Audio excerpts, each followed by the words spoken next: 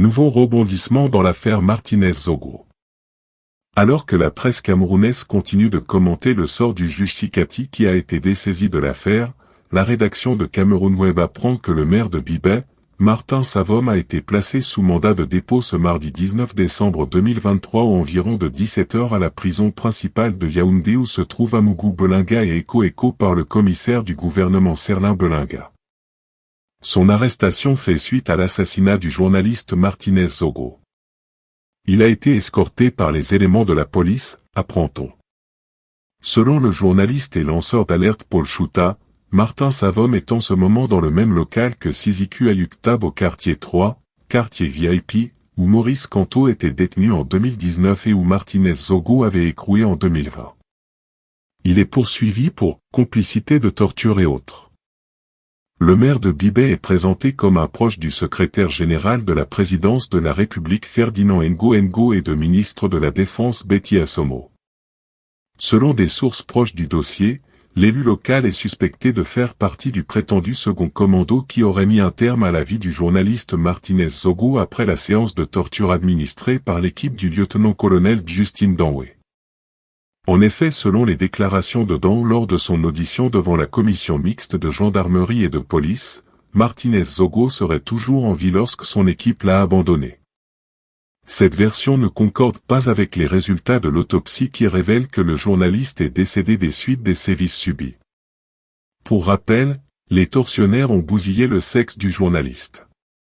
Ils ont introduit une barre de fer dans son anus, arraché sa paume des pieds et des mains. Le bras droit de Ferdinand Ngo a passé sa première nuit en prison de Kondangui à Yaoundé. Ce mercredi 20 décembre, nous apprenons les charges qui ont été retenues contre lui. D'après des informations de sources sécuritaires bien renseignées, le maire de Bibet, Martin Savom, était au courant du projet d'enlèvement de Martinez-Zogo, des séances de torture qui ont été infligées au journaliste et logiquement de sa mort. Notre source affirme que Savom est accusé de plusieurs choses dont complicité de torture, un peu comme Jean-Pierre Amougou Belinga.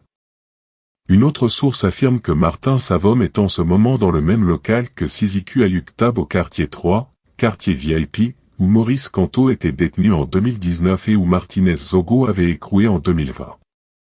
Le maire de Bibet est présenté comme un proche du secrétaire général de la présidence de la République Ferdinand Ngo et de ministre de la Défense Betty Assomo. Selon des sources proches du dossier, l'élu local est suspecté de faire partie du prétendu second commando qui aurait mis un terme à la vie du journaliste Martinez-Zogo après la séance de torture administrée par l'équipe du lieutenant-colonel Justine Danwé.